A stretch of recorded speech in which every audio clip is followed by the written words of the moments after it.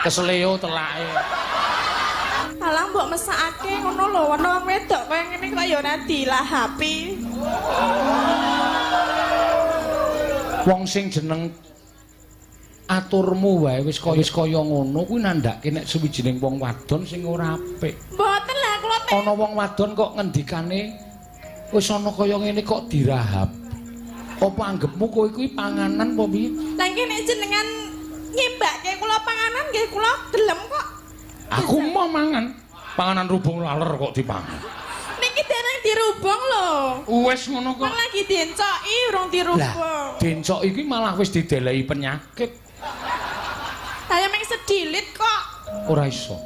Lah mbok ampun ngenten niku to, Den Mas. Emoh. Sebabe ngopo ngono lho.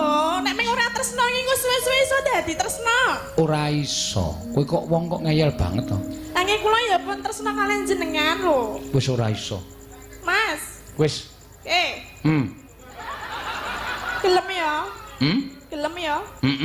Ah.